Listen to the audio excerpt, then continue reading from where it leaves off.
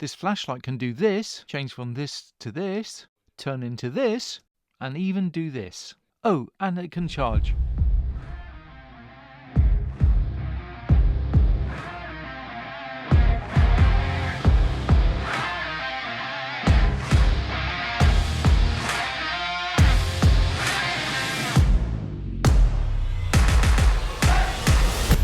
Hi guys, and welcome back to another video, and today we're going to be looking at a flashlight as offered by Wurkkos. This is the HD02. This flashlight was sent to me directly from Wurkkos, who asked me to make an unbiased review of their product. At no point was I offered any cash or money, just the product itself. You've probably noticed on the box already that it offers 3200 lumen with a 330 meter beam, a green laser and a UV light. I will test out these various functions later, but now to the unboxing. If the weight and the quality of the box is anything to go by, this should be quite an interesting product. As soon as you've opened the box, there is a pull tab to be able to pull the item out. As you pick up the flashlight for the very first time, you are immediately struck by how solid and weighty it feels. This is not a light flashlight. Contained within the box there is the wrist strap, the USB-C charging cable and the manual, together with a welcome note from Wurkkos themselves. On the rear of this card is the readme section, which basically goes through the fact that you need to remove these battery protectors before you can start charging or using the item. This protects the battery in transit.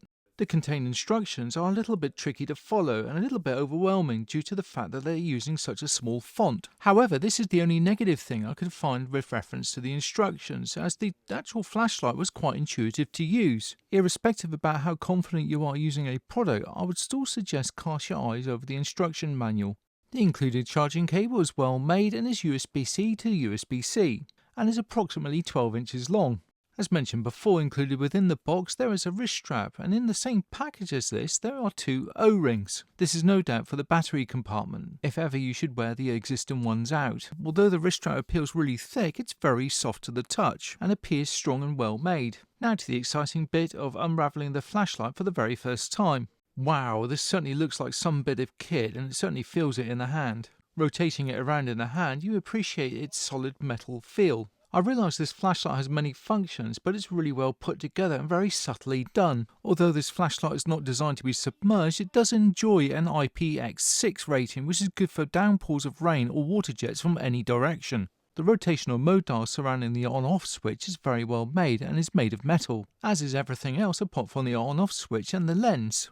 Now to get to the battery compartment, this is certainly very well sealed, as it took a lot of turns to be able to undo it, and has a reasonable amount of soft resistance, and that's probably down to the rubber O-rings. The orange battery protector cap fell out automatically. Looking closely at the battery cap, you notice how well made that is too, and also there is a 1/4 inch screw thread for a tripod. Included with the flashlight is a very powerful battery. This is 5000 mAh.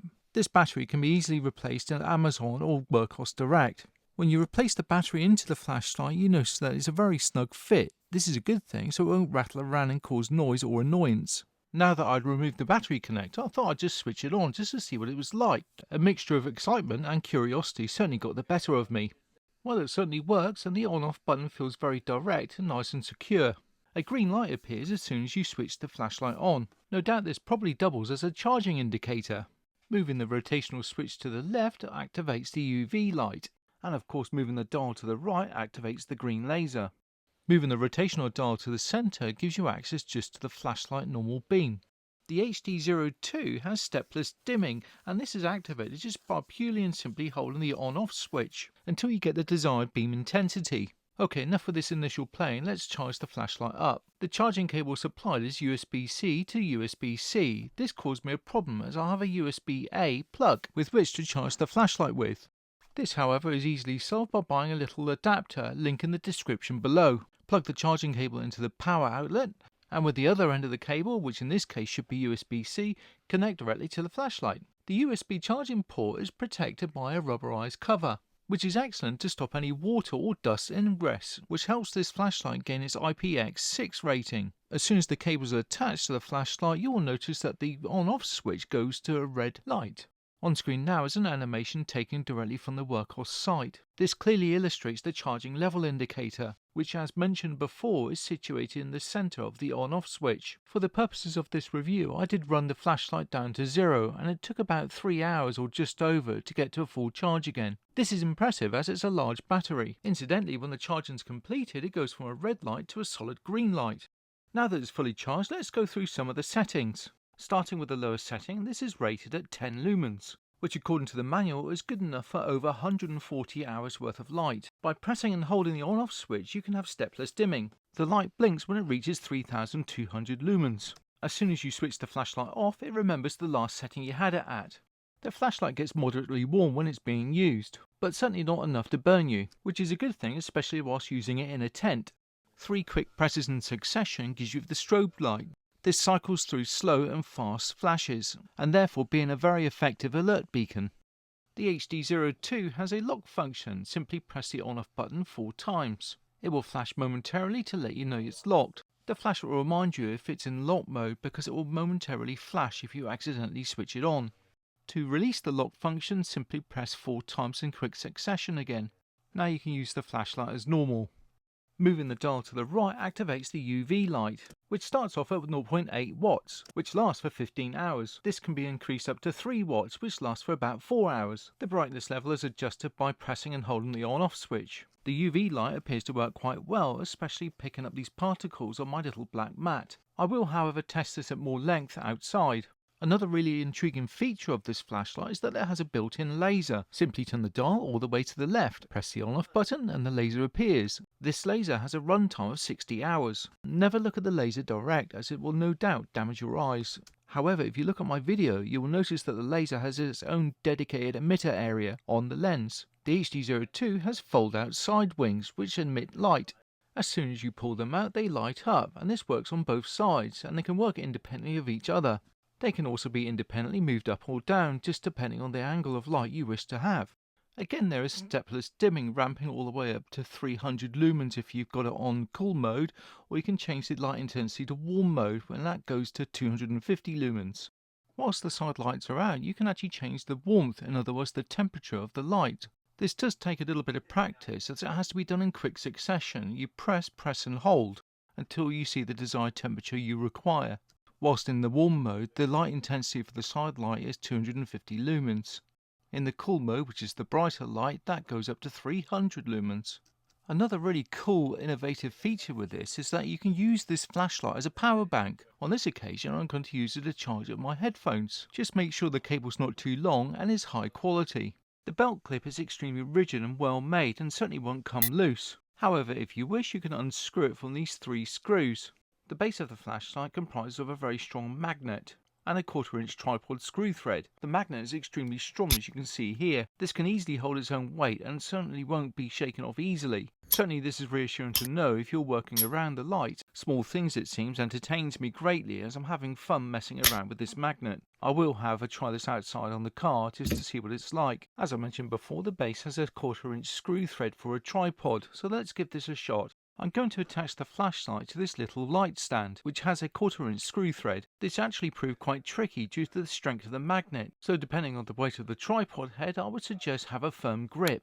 When you get used to the strength of the magnet, this is no issue at all. It looks really cool when it's all set up. I can certainly see the real-world application of using this on a tripod as it gives the flashlight a very stable working light platform. Now to the overall dimensions, starting with the weight. This flashlight weighs 253 grams and is 126.36 millimeters long and is just over 41 millimeters wide.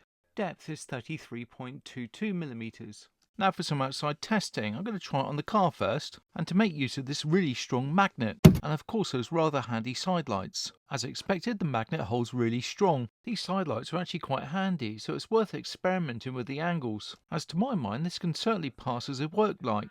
Pulling out both side lights gives you more coverage over a slightly wider area. It's certainly worth experimenting with all the light options available to you. Here it is on the bonnet or hood of the car. I'm now walking up my usual pathway to a local field. This is on 10 lumens. This is actually pitch black, although the lens obviously fools us into thinking it's brighter than it is. And this is certainly lighting up a good 15 meters ahead of me. I was certainly curious as to what the UV light would show. This is the UV light on its highest setting, however I'm sure that when we get to the gate it'll show up some more information. Okay, now that we're at the gate, let's see what this UV light can show up. Wow, it shows up a completely different world.